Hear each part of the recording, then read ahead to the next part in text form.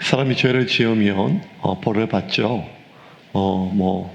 지금 우리나라는 이제 이렇게 형식적으로는 사형이 있지만 실행적으로는 사형 폐지국에 있습니다. 그 목숨을 이렇게 사형으로 벌하지는 않지만 형법상으로는 있죠. 그 다음으로 있는 벌이 그 사람을 구속하는 것입니다. 신체를 묶는 것이고 그 사람의 시간을 묶는 것이고 그 사람의 인생을 묶는 것이죠. 그러니까 전 세계 어디나 또 시대와 상관없이 어떤 사람이 죄를 지으면 그 사람에 대한 죄의 벌이 감옥에 갇히는 것입니다. 신체를 묶는 것이고 또 그의 시간을 묶는 것이고 그리고 그의 인생을 묶는 것입니다. 그것이 사람이 겪을 수 있는 가장 큰 고통이기 때문입니다. 그러면 사람이 제일 싫어하는 것이 역시 이 고통을 안 당하는 거겠죠. 매이지 않는 것입니다. 내가 묶이지 않는 것이죠. 내 몸을 자유롭게 쓰는 것입니다. 또 하나, 내가 내 시간을 자유롭게 쓰는 것입니다. 내가 내 인생을 내가 내 마음대로 선택하고 싶은 것이죠. 그래서 사람은 그 어디에도 그 무엇에도 매이고 싶지 않은 마음이 참 강합니다. 어떻게든지 매이고 싶지 않죠. 그런 마음에서 내가 다시는 당신하고 엮이고 싶지 않다. 심지어 그게 가족이란 이름 하나로도 무언가 매이고 엮이면 참 벗어나고 싶다. 이런 마음이 들지요. 그게 천륜, 일륜이라 할지라도 이토록 내 자유를, 내 신체를, 내 시간을, 내 돈을, 내 인생을, 나의 에너지를 무언가 자꾸 묶으려고 하는 것들로부터 인간은 어떻게든지 자기가 벗어나려고 합니다. 그런데 바울은 오늘 본문에서 나는 스스로 종이 되었다고 이렇게 얘기를 합니다. 1절 같이 읽겠습니다. 내가 모든 사람에게서 자유로우나 스스로 모든 사람에게 종이 된 것은 더 많은 사람을 얻고자 함이라. 고린도에는요, 로마 제국에서 가장 큰 도시 중에 하나입니다. 그러니까, 한 70만 명 정도 인구로 지금 추산하고 있는데, 그 중에서 한 자유인이 한 30만 명, 그리고 노예, 둘로스, 노예가 한 40만 명입니다.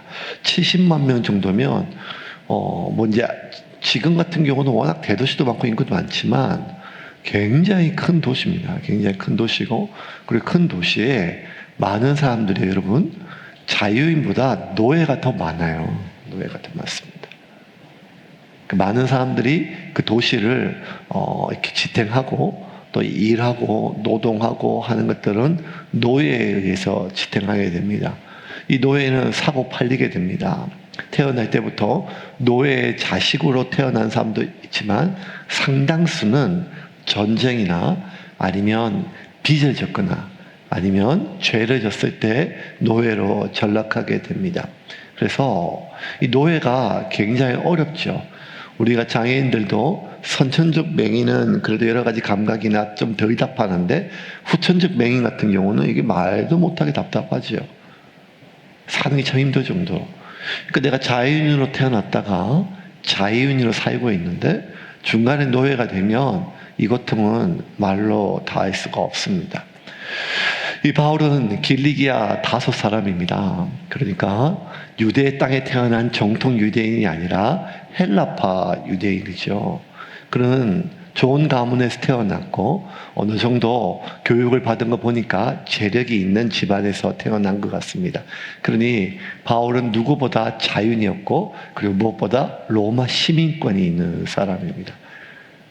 그래서 이 유대 땅 총독도 함부로 이 바울의 목숨을 자기가 처분할 수 없는 그러한 로마의 시민권을 가지고 있기 때문에 누구보다 자유인이죠.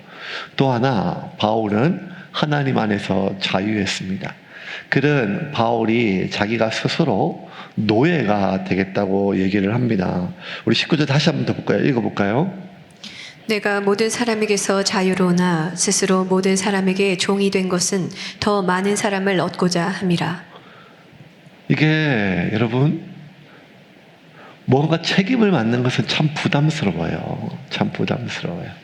매년 연말마다 이제 제가 몸살을 앓습니다. 뭘 몸살을 앓는가 하면 순장을 다 안 하려고 하세요. 그러면서 막 이렇게 이제 안 할 거 이런 게 아니라 이제 죄송해 하면서 목사님 어떡해요? 죄송해서 그런데 올해만 쉴게요. 올해만 쉴게요. 그러면 제가 늘 공식적인 거짓말입니다. 올해만 하세요. 이렇게 얘기를 합니다. 매년 그렇습니다. 올해만 1년만 하세요. 이렇게 얘기를 하죠. 그 책임을 맡는 것은 엄청난 부담입니다. 그러니까 책임을 맡는 게 참 부담이죠.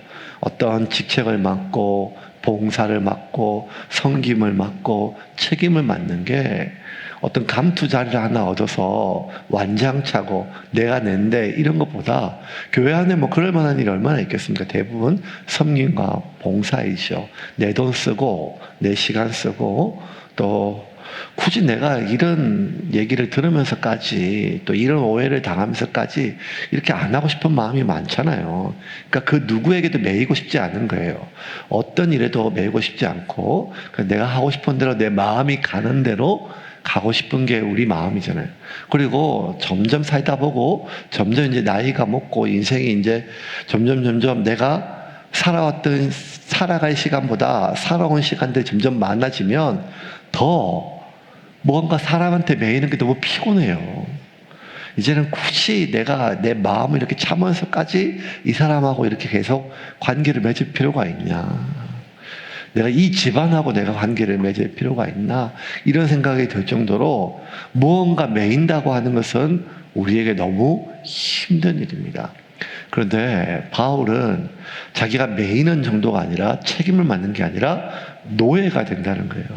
단순히 종 이런 개념이 아니라 노예가 된다는 거예요.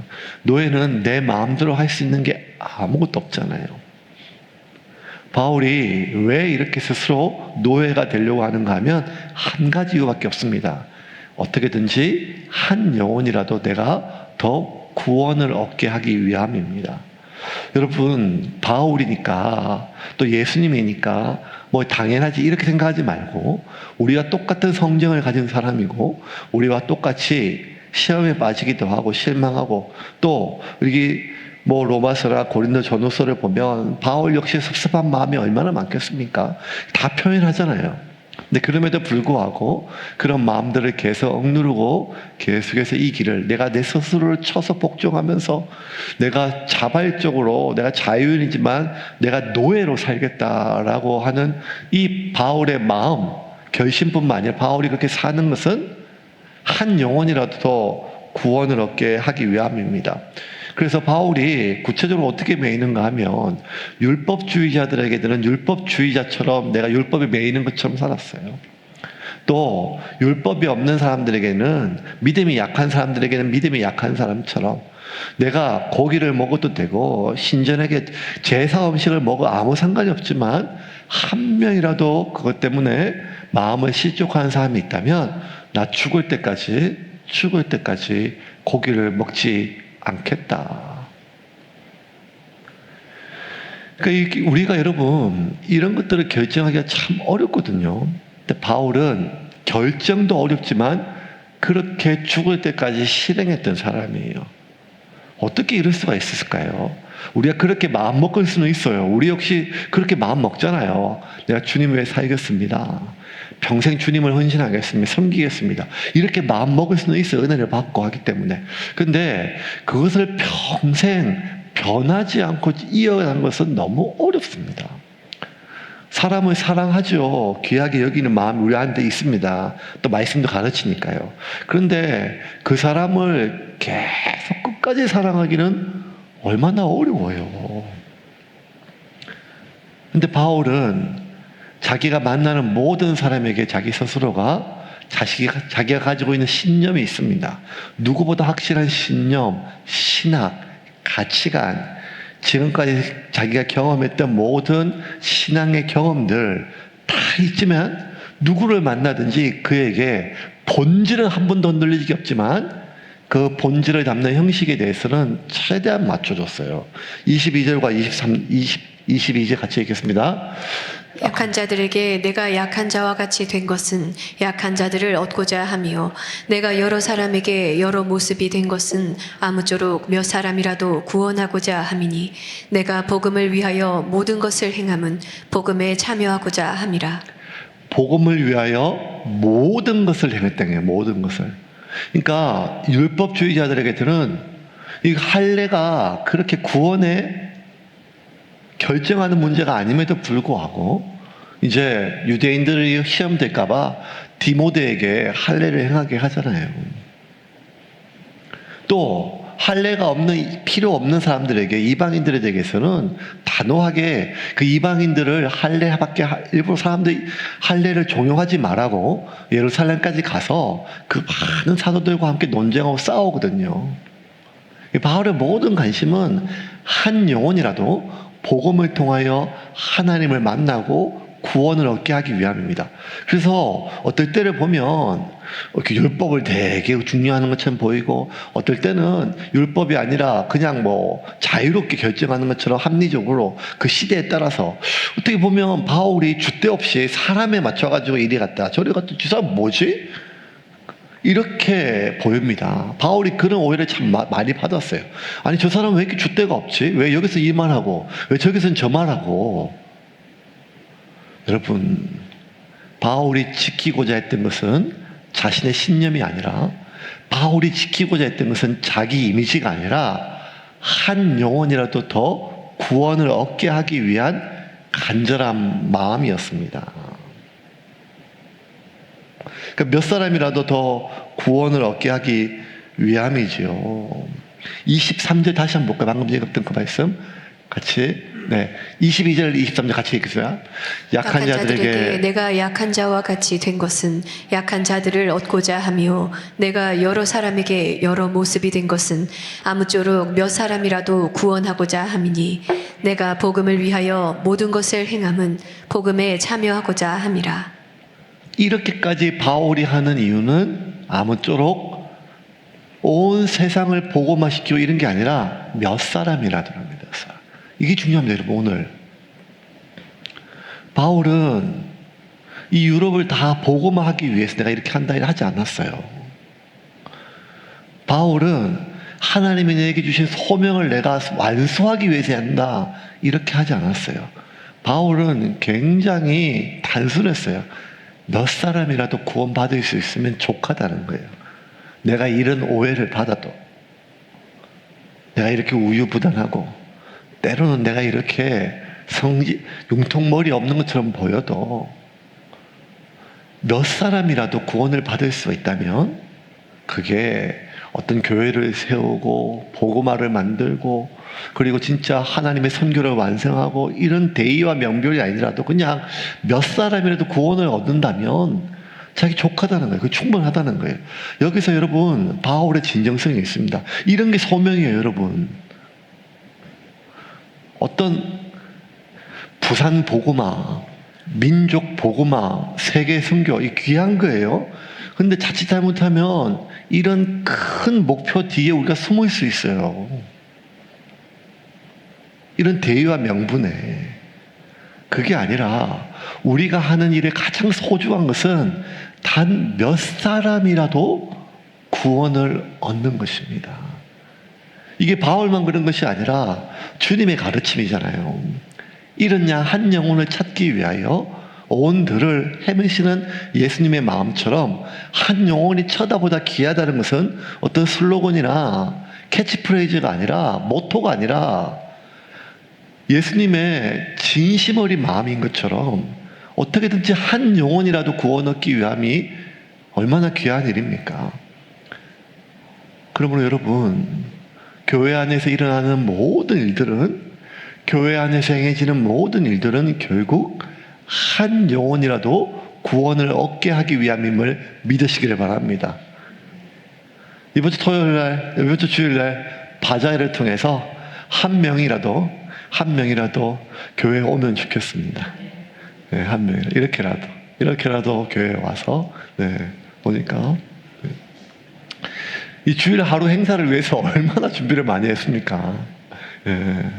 고민이 많이 됩니다. 이번 주 음식이 뭐가 나올지. 그런데 그냥 교회를 위한 행사, 바자회 아니면 뭐 권사의 행사가 아니라 한 영혼이라도 교회를 밟고 또 그렇게라도 그 영혼들이 하나님을 만나고 또 연결될 수 있다면 그게 가장 귀한 일이 될 줄을 믿으시길 바랍니다. 우리 가을에 있는 11월 달에 추수감사절에 있는 전도주일도 마찬가지예요. 우리 다 기억하죠? 지난주 많이 왔잖아요. 작년에 많이 오고 밥을 다 못 먹을 정도로 많이 왔지만 그 중에 누가 지금 남았습니까? 그럼 뭐 하러 하겠어요? 이런 마음이 아니라 우리 안에 그렇게라도 그날 한 명이라도 복음을 들을 수 있다면, 복음은 씨를 심는 것이기 때문에, 씨앗을 심는 것이기 때문에, 씨앗은 생명력과 같아서 우리와 의지와 우리의 계획과 상관없이 그 복음 자체가 생명력을 가지고 있기 때문에 하나님의 때 하나님의 방법으로 세움 교회가 아니라 할지라도 그 생명력은 반드시 열매 맺을 줄을 믿으시기를 바랍니다. 그래서 여러분, 우리가 하는 일에 하나님이 우리에게 주신 소명, 어떤 큰 대의 명분에 내 자신을 가리지 말고 우리의 모든 마음은 몇 사람이라도, 단 한 명이라도 그 영혼을 얻기 위함이라면 내가 욕을 먹어도 좀 괜찮습니다. 내가 내 이미지가 좀 오해를 받아도 괜찮습니다. 우리 마음속에 그런 마음이 들어요. 내가 뭐 하려고 이런 얘기를 듣고 이런 꼴을 당하고. 근데 여러분, 하나님이 기뻐하심을 믿으시기를 바랍니다.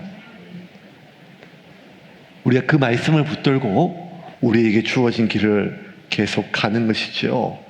이렇게 한 명이라도 더 영혼을 얻기 위하여 바울은 전심전력했어요. 얼마나 전심전력했는가 하면 올림픽에 나가는 선수들이 구슬땀을 흘리는 것처럼 자기들이 그렇게 자기가 지금까지 달려왔다고 고백하고 있습니다. 24절과 25절 같이 읽겠습니다.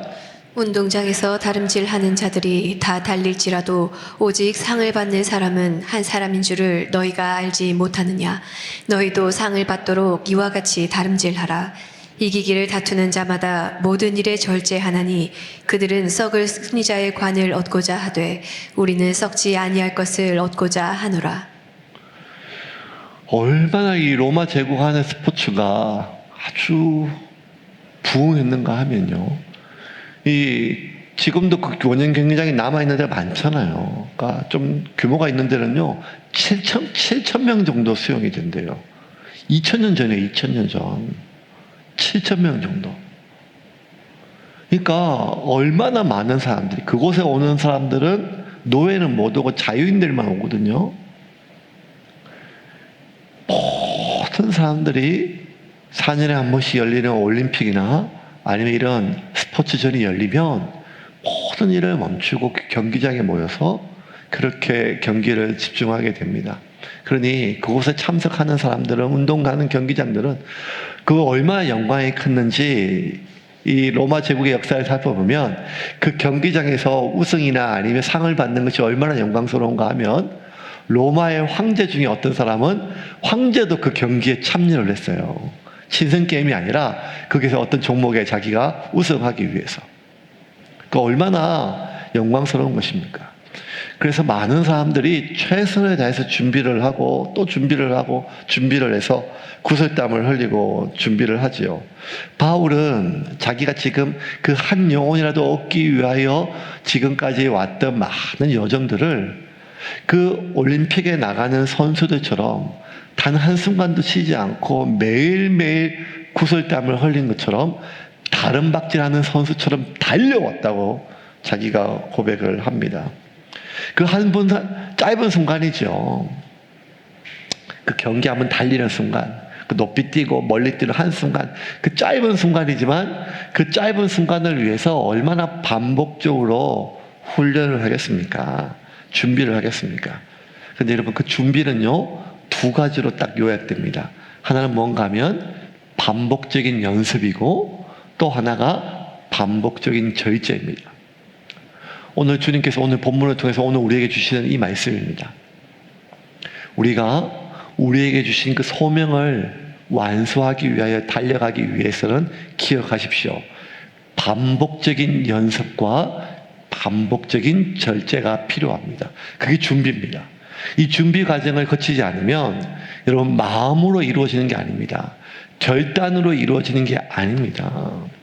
누구나 예수님처럼 되고 싶은 마음이 있죠. 예수님의 성품을 담고 싶은 마음이 있습니다.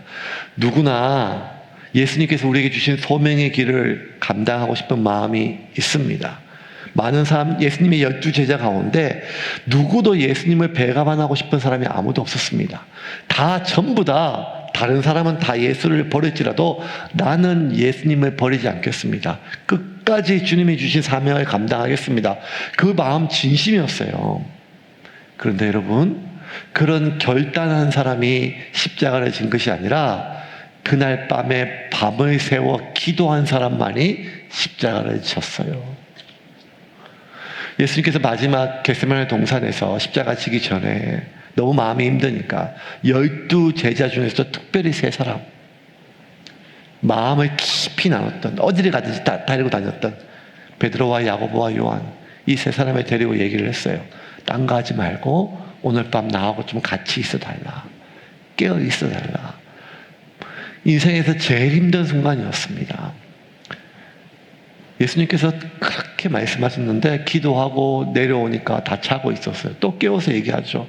그러지 말고 내 인생에서 내가 두렵다.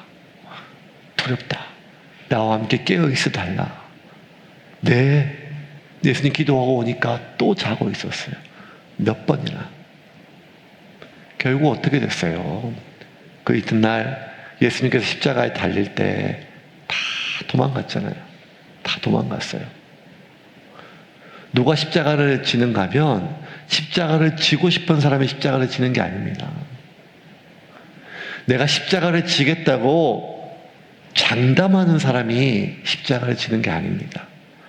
하나님께 선한 사람이 십자가를 질 수 있는 게 아닙니다. 밤이 새도록 기도로 준비한 사람만이 도망가지 않고 십자가를 질 수 있음을 믿으시기를 바랍니다. 그래서 여러분, 우리에게 주어진 그 소명을요, 끝까지 달려가기 위해서는 지속적인 훈련이 필요하고 준비가 필요한데, 이 준비는 2가지죠. 지속적인 연습과 지속적인 절제입니다. 반복적인 연습과 절제가 필요합니다. 그럼 연습이 구체적으로 뭐예요? 따라합시다. 하기 싫은 것을 하는 것. 오늘 이 2가지는 꼭 기억하고 갔으면 좋겠어요. 그 준비가 2가지인데 반복적인 연습과 반복적인 절제. 그 연습은 무엇인가 하면 하기 싫은 것을 하는 거예요. 하기 싫더라도 계속 해야 됩니다. 계속 하기서 내가 어느 정도 수준이 되기 전까지는 맛을 알 수가 없어요. 그것이 기도도 그렇습니다. 말씀도 그렇습니다. 예배도 그렇습니다. 여러분, 말씀이 시편 119편에 보면 송이 꿀보다 달다고, 꿀보다 말씀이 달다고 하는데 우리 그 말씀 믿죠? 하지만 안 믿어요. 왜냐하면 말씀을 잠 안 올 때 벌써 많이 사용하니까요. 여러분, 그 맛을 느끼고 그 맛을 깊이 잠기기 때까지는 반복적인 연습, 하기 싫은 것을 해야 된다는 거예요. 예배가 훈련입니다. 기도가 훈련입니다. 말씀이 훈련입니다. 헌신도 훈련이고 헌금도 훈련이에요. 다 훈련입니다. 우리가 하기 싫은 것이 또 반드시 매일매일 훈련하지 않으면 몸에 익을 수 없고 목에 익지 않은 것은 우리가 지속적으로 할 수가 없습니다. 그러므로 우리 안에 반복적으로 기도와 말씀과 헌신과 수고가 우리 가운데 하기 싫더라도 계속해서 훈련하는 그런 삶이 되기를 주님의 이름으로 축원합니다. 세움교회가 좋은 교회입니다. 네. 여러분 잘 모르겠지만 이 부산에서는 이렇게 교계에서는 조금 유명한 교회예요. 교계 구글로 통합니다. 예, 부교육자들에게 좀 좋은 교회로 오고 싶어 하는 사람들이 꽤 많습니다. 제가 거의 다 뭐 잘 체크를 안 하는데 유일하게 하나 전임 목사가 되고 전임이 되면 하나만 매일 확인을 합니다. 하루에 1시간 기도하는 거. 하루에 1시간 기도. 담임 목사가 되면 기도하지 말라고 해도 기도할 게 사방이잖아요. 훈련이라는 거예요. 목사가 되었지만 목사라는 것은 다 기도와 말씀이 전제잖아요. 훈련이잖아요. 다 어느 정도 수준이 됐잖아요. 그런데도 불구하고 목사가 되었지만 그럼에도 불구하고 매일 땅 끊는 제가 확인하지 않지만 1시간 기도했느냐. 훈련되지 않으면 아무리 설교를 유창하게 해도 결국 모든 사역은 하나님이 우리에게 주신 성령의 능력으로 우리에게 열매가 맺히는 것이기 때문에 잠깐 동안 아니면 일부분의 사람은 우리가 효과가 있을 수 있지만 아주 오랫동안 모든 사람을 속일 수는 없습니다. 그러므로 매일 반복적으로 기도 훈련을 해야 됩니다. 세움교회 첫 임직 일꾼을 뽑아놓고 매주 6개월 동안 훈련을 했습니다. 딴 거 아무것도 얘기 안 하고 딱 까먹어도 좋습니다. 하루에 30분 기도해야 됩니다.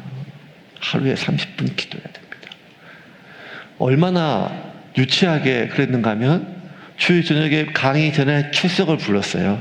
출석 부를 때 네 안 하고 이번 주에 몇 번 기도했느냐 그걸 숫자를 부르겠어요. 어떤 분은 7이요. 그러면 7일 동안 30분 매일 기도한 거예요. 어떤 분은 1이요. 어떤 분은 또 솔직하게 반요. 이렇게 하면 하루가 채 안 돼요. 일주일 중에 하루 15분만 기도하고 나머지는 정신이 없었다고 솔직하게 얘기를 해주는 거죠. 그래가지고.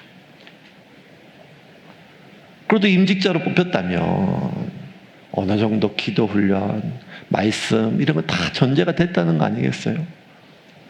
근데 그렇게 마음을 모아서 딴 거 모르고 우리가 오늘 하루도 내가 내 기분대로 살지 않고 믿음으로 살고 오늘 하루 내 감정대로 내 느낌대로 살지 않고 성령의 인도를 따라 살기로 그렇지 악착같이 약속하고 6개월 동안 기도하고 매일매일 그렇게 하기 위해서는 30분 무조건 30분 다른 건 몰라도 30분 오직 주님 나 집에 눈 뜨면 주님 내게 오시옵소서 성령님 내 생각과 내 감정을 다스려 주시고 시간이 지났는데 또 어떻게 되는지 봐야겠죠. 여러분 우리가 평생 해야 될 것입니다. 하기 싫어도. 그런데 우리가 살다 보면 자꾸 귀찮아집니다. 게을러집니다. 코로나 이후로 이제 뭐 온라인 예배를 안 할 수는 없어요. 이제 지금 트렌드가 됐지만 이제 그냥 주일날 교회까지 오는 것도 너무 힘든 시대가 되었어요.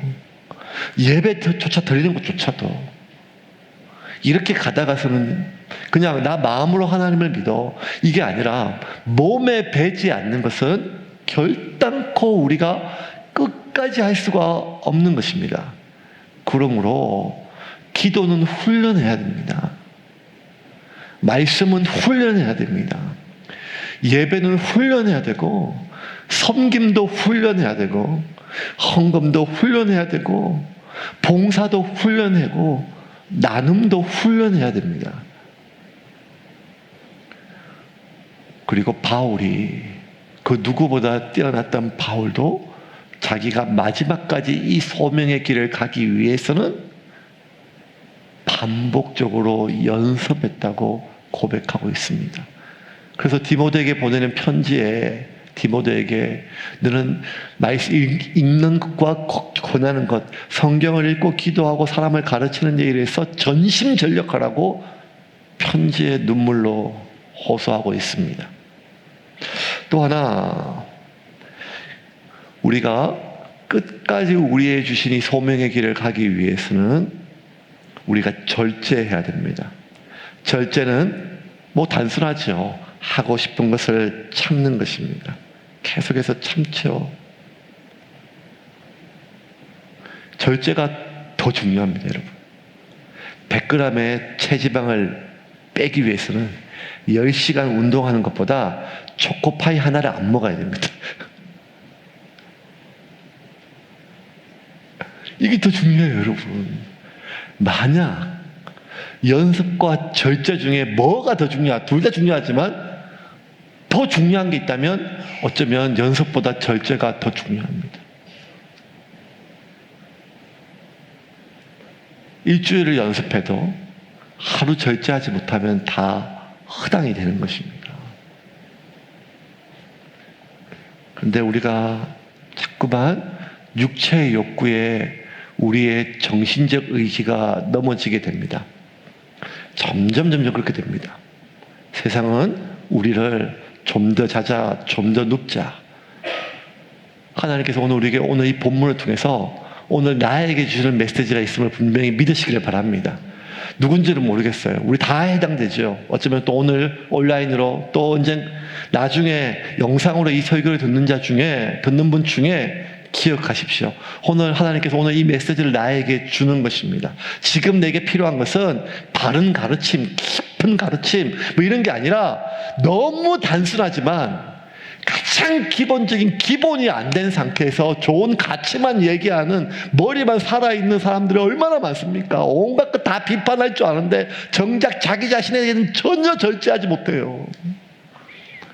다 비판해요. 다 자기가 판사이고 다 자기가 성경 교사이고 그렇게 다 비판하고 판단하고 다 눈에 보이는데 정작 자기 자신에 있어서 사소한 것 하나를 절제하지 못하는 사람들이 얼마나 많아 있습니까? 그래서 그렇게 비판하는 경건의 모양은 있지만 경건의 능력은 하나도 없는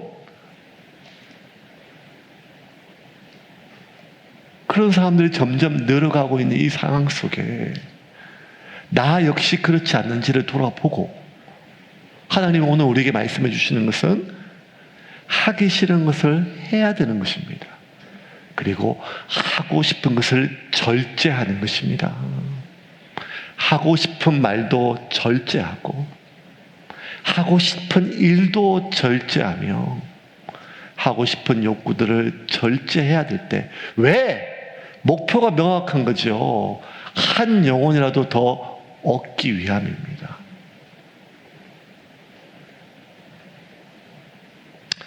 이렇게 우리가 반복적으로 연습하고 절제하기 위해서는 한 가지 중요한 게 필요해요. 그게 뭔가 하면 목표가 명확해야 됩니다. 26절입니다. 같이 읽겠습니다. 그러므로 나는 다름질하기를 향방 없는 것 같이 아니하고 싸우기를 허공을 치는 것 같이 아니하며 이렇게 달려가고 열심히 하는 게 방향 없는 사람처럼 하지 않는다. 바울은 명확하게 목표가 있다는 거예요. 명확하게 목적이 있다는 거예요. 자기가 지금 바라보고 있는 시선이 있어야 돼요, 여러분. 바로 눈앞에 있는 시선 말고 멀리 결국 내가 가야 될 그 시선이 멀수록 여러분 인생의 짐이 가볍습니다. 시선이 멀수록 삶의 짐이 가벼워요. 이 말은 시선이 좁을수록 인생의 짐이 무겁다는 거예요. 바울이 1차 전도여행, 2차 전도여행, 3차 전도여행 갔잖아요. 1차 전도여행 갈 때 이렇게 전도여행이 길 줄 몰랐어요. 2차 여행이 제일 길었죠. 근데 바울이 1차 전도여행 끝나고 다시 안디옥으로 와서 2차 전도여행 갈 때 바울이 다시 짐을 싸잖아요. 그럼 짐이 이제 얼마나 오래 걸릴지 몇 년이 걸릴지 모르잖아요. 전도여행 한번 갔다 왔으니까. 그래서 여행이 길면 길수록 바울이 이것도 챙기고 고추장도 챙기고 된장도 챙기고 이게 아니라 여행이 길면 길수록 짐이 가벼워집니다. 왜? 그렇게 꼭 필요하다고 생각한 것이 긴 여행에서는 짐이 되기 때문이에요. 짐이 되기 때문에.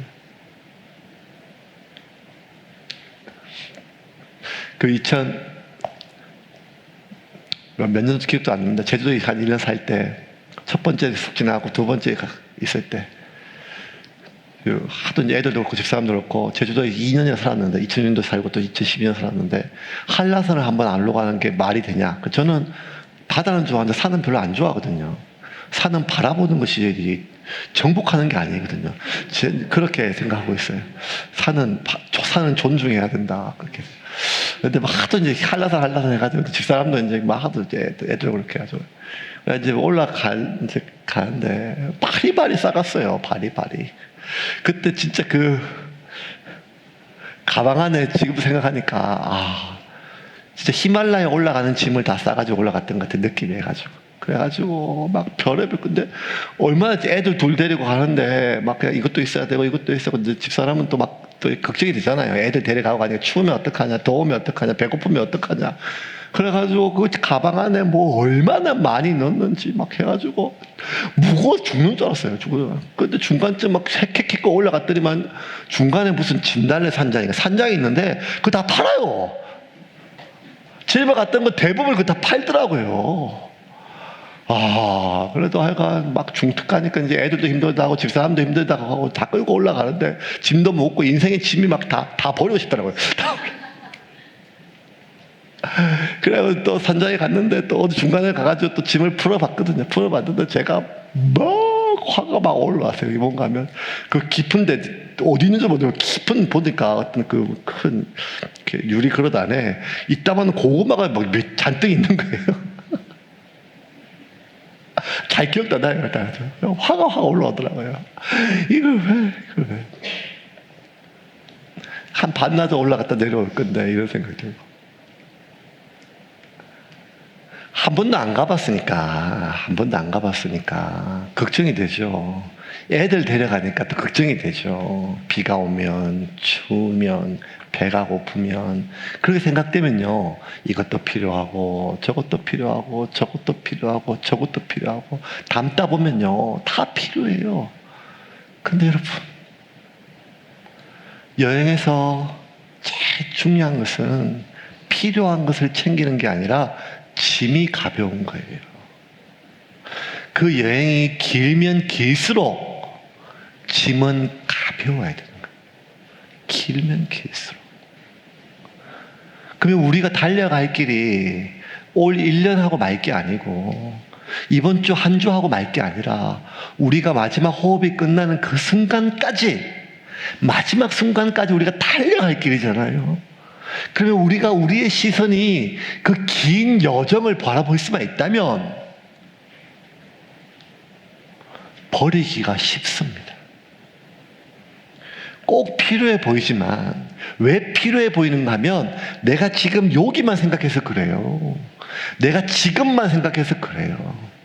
그게 아니라 우리가 저 멀리 우리가 우리의 시선을 둘 수만 있다면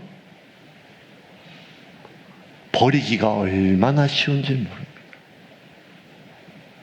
그것은 오랫동안 산속에서 10년, 20년, 30년 수련한 법정 스님이나 무소유로 성철 스님이나 그렇게 다 떨어진 가사장삼 붙들고 평생 살 수 있고 이런 게 아니라 주님이 우리에게 보여주신 말씀을 통하여 우리가 가야 할 길과 그것이 어딘지를 우리가 볼 수 있으면 여러분 인생의 집이 가벼워집니다.